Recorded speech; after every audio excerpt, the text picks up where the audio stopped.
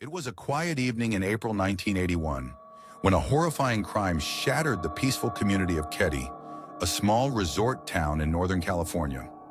A brutal quadruple homicide unfolded in Cabin 28, leaving behind a gruesome crime scene and unanswered questions that still haunt investigators today. Who committed the Keddie cabin murders? And why, after more than 4 decades, has this case never been solved? Let's dive into one of the most chilling and mysterious unsolved crimes in American history. Keddie was once a thriving resort town in Plumas County, California, but by the 1980s it had become a quiet, rundown community with a small population. Among those living there was the Sharp family. Glenna Sue Sharp, a 36-year-old single mother, had moved to Cabin 28 with her 5 children to escape a troubled past. She had recently separated from her abusive husband and was trying to rebuild her life in this secluded town. Sue lived with her children, 15-year-old John, 14-year-old Sheila, 12-year-old Tina, 10-year-old Rick, and 5-year-old Greg. Despite their financial struggles, the family was making do with what they had. On the evening of April 11, 1981, Sue's eldest daughter Sheila went to sleep at a friend's house nearby. Meanwhile, in Cabin 28, Sue was at home with her 2 youngest sons, Rick and Greg, and their friend 12-year-old Justin Easton Smart. Her oldest son, John, was out with his friend, Dana Wingate, a 17-year-old who was known to hitchhike. The 2 boys eventually made their way back to the Sharp residence later that night. Sometime between the night of April 11th and the morning of April 12th, a horrifying event took place inside Cabin 28. The following morning at around 7:45 a.m., Sheila returned home. When she opened the front door, she was met with a sight straight out of a nightmare. The bodies of her mother, Sue Sharp, her brother, John, and his friend, Dana, were sprawled on the floor, brutally beaten, stabbed, and bound with electrical wire and medical tape. The scene was horrific. Blood covered the walls, furniture was overturned, and a knife was found bent from the force of the attack. However, there was one person missing, 12-year-old Tina Sharp. She had vanished without a trace. Authorities were quickly called to the scene, and what they found only deepened the mystery. Despite the brutal killings, there was no sign of forced entry.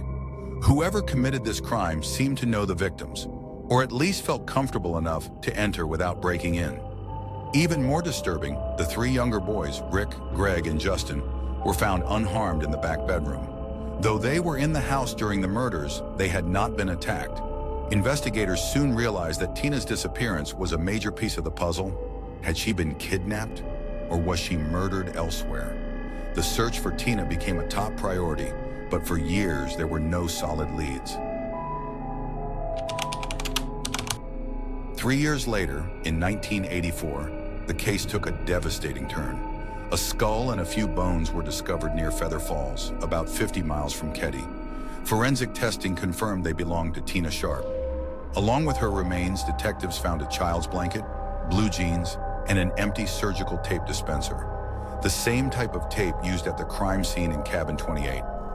With Tina's remains found so far from the original crime scene, investigators believe the killer, or killers, had deliberately taken her body to delay discovery. But who would do such a thing, and why? Over the years, multiple theories and suspects have emerged.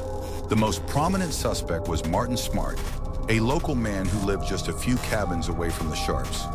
His wife, Marilyn, was Justin's mother, meaning Justin had been in Cabin 28 on the night of the murders. Marilyn later claimed that Martin had a violent temper and had allegedly confessed to the killings. Adding to the suspicion, a controversial therapist reported that Martin had admitted to killing Sue because she had been trying to stop his abusive behavior toward Marilyn. Another possible suspect was Bo Bubetti, a known criminal and close friend of Martin Smart. Some believe the murders may have been the result of a drug deal gone wrong or a personal vendetta. Despite all of these leads, no arrests were ever made, and the case grew colder over the years. In recent years, the case has seen renewed interest. In 2016, new evidence surfaced, including a recording of an anonymous caller who had reported finding Tina's skull back in 1984. Yet that information was never followed up on. Sheriff Greg Hagwood, who took over the case, publicly stated that he believed new DNA testing could finally lead to answers.